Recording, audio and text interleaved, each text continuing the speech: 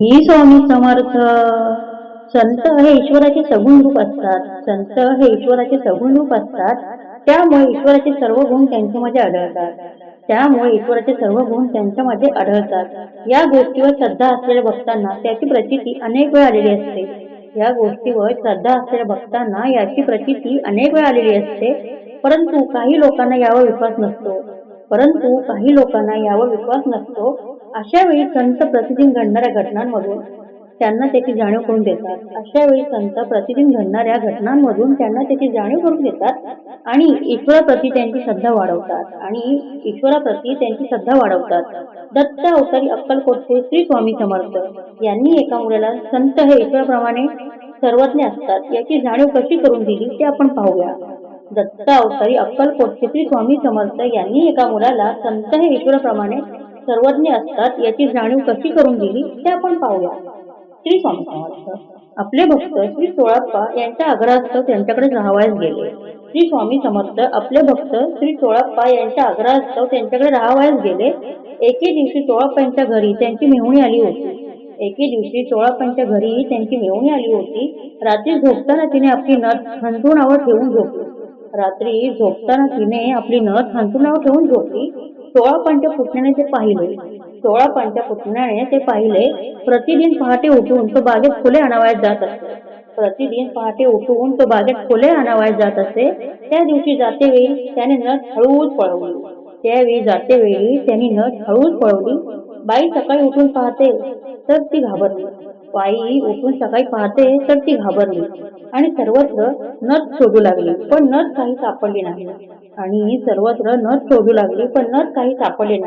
मोठ्या प्रयत्नाने तिच्या नवऱ्याने ती नथ नुकतीच केली होती. अक्कलकोटवासियांचे आरक्षक, वैद्य, ज्योतिषी सर्व श्री स्वामी समर्थ होते. ज्योतिषी सर्व श्री स्वामी समर्थच होते. त्यामुळे इतरांप्रमाणे तीही श्री स्वामी समर्थ यांच्याकडे गेली. आपली नथ चोरीस गेल्याने तिने रडत रडतच त्यांना सांगितले. स्वामी समर्थ तिचे सांत्वन करत म्हणाले, रडू नकोस, शांत हो आणि माझ्याजवळ बस. तुझी नथ तुला सापडेल.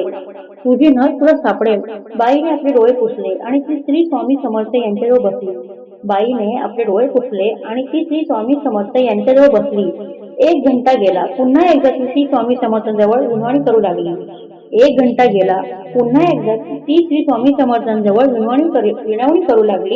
तेव्हा ते म्हणाले, थांब जरा, तुझी नथ तुला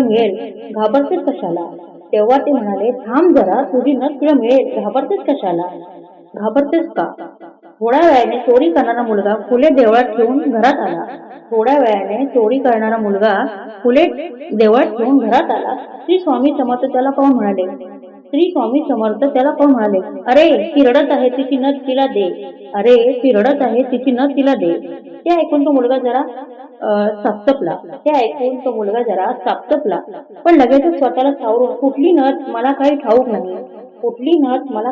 नाही म्हणू लागला. यावर श्री स्वामी समर्थ एकदम मोठ्या आवाजात ते म्हणाले, सकाळी हंतरुणाखालची नेलेली नथ तिला परत देऊन टाक. स्वामी समर्थ रागावले. हे पाहून त्या मुलाने नथ गपचूप काढून दिली. तर सांगायचे तात्पर्य, संत हे सर्वज्ञ असतात.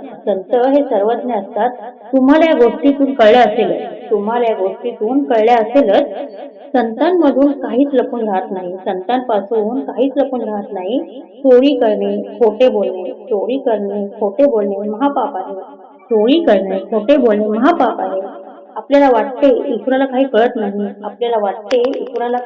नाही, पण तसे नसते.